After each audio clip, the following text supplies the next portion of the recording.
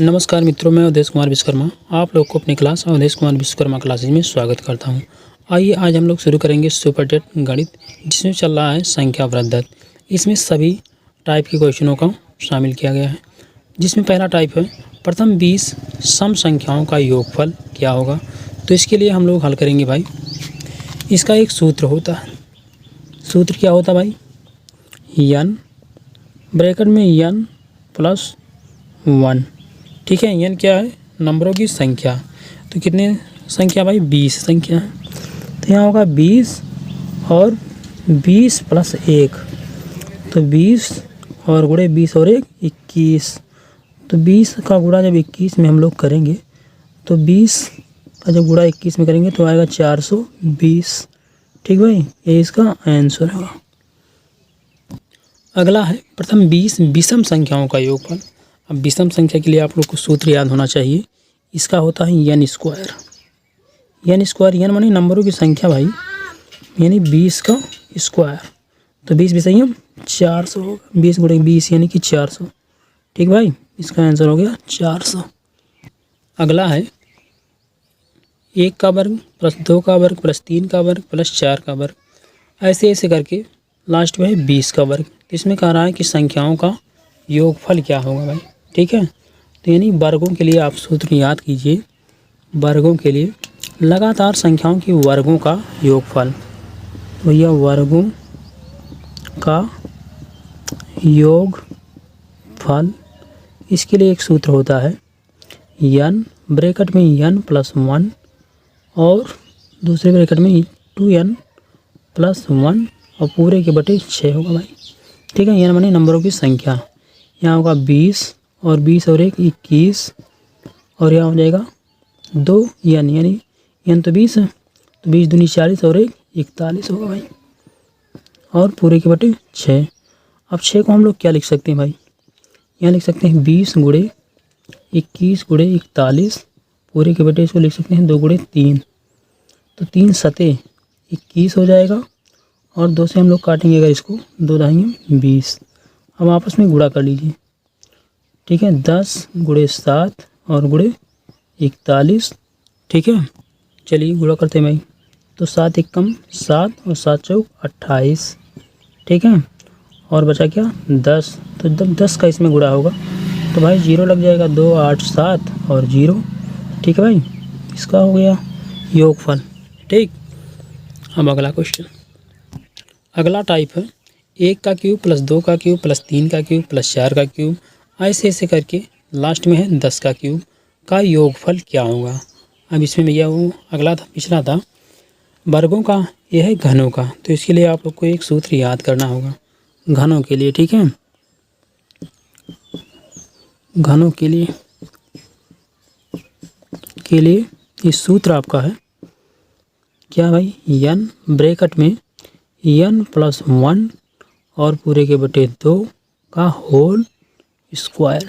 ठीक भाई, यानी कि नंबरों की संख्या लास्ट में जो है इसको n कहा जाता है। तो 10 ब्रैकेट में 10 और 1 11 हो जाएगा और बटे 2 और इसका होल स्क्वायर।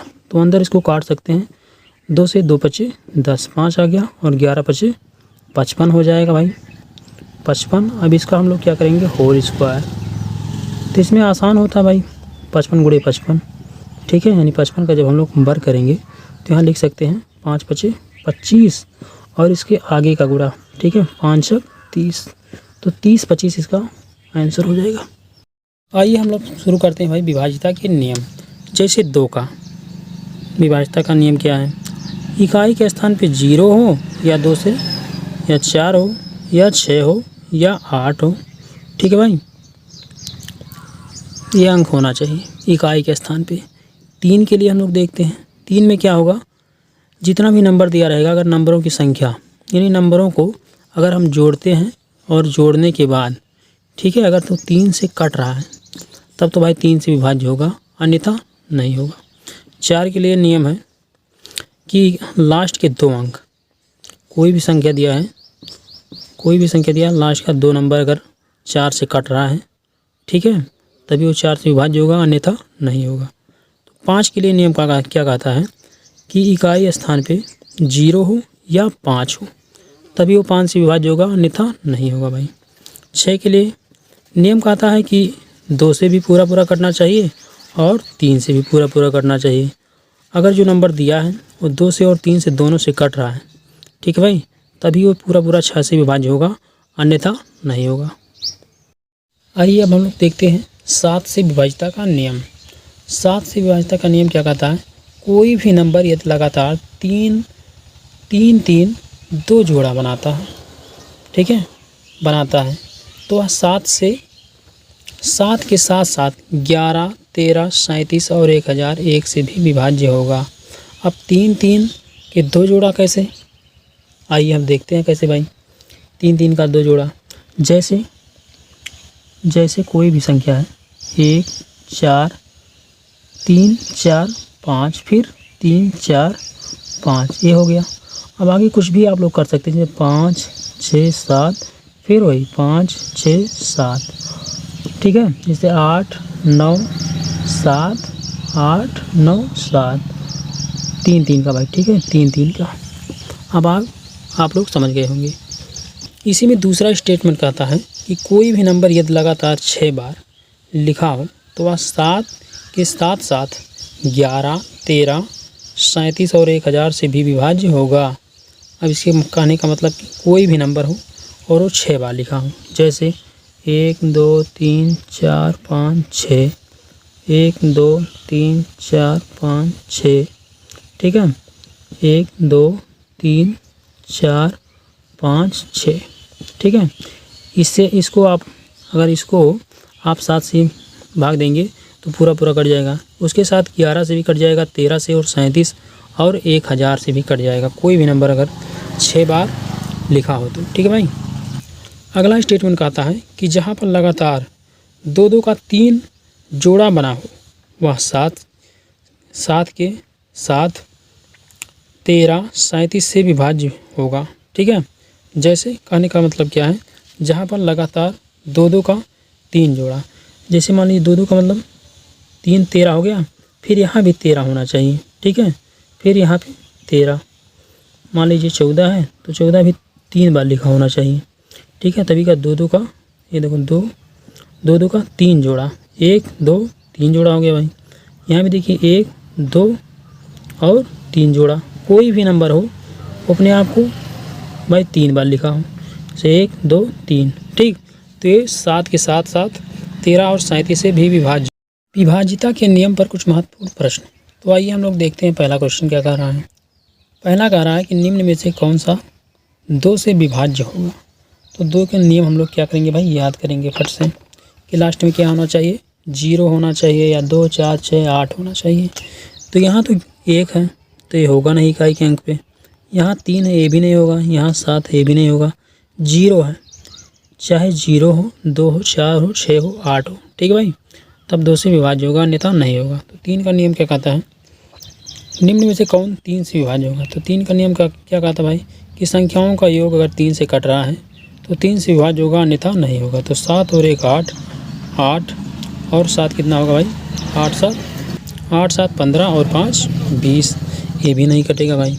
8 और 2 10, 10 2 12, 12, यहाँ देखिए आप, यहाँ हो सकता है, यहाँ है 12, तो 12 जो कि 3 से पूरा पूरा कट जाएगा, ठीक है। चलो और आगे हम लोग चेक कर ले रहे हैं, 7 और 3 10 और 10 और 5 15, ये भी होगा, ऑप्शन 2 हो रहे हैं भाई, ठीक है। यहाँ हम लोग कर लेंगे कि बी और सी, यहाँ बी और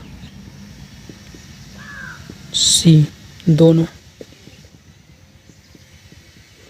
सही है, बी और सी दोनों सही है, ठीक है। तीसरा क्या कह रहा है, ये देखते हैं हम लोग।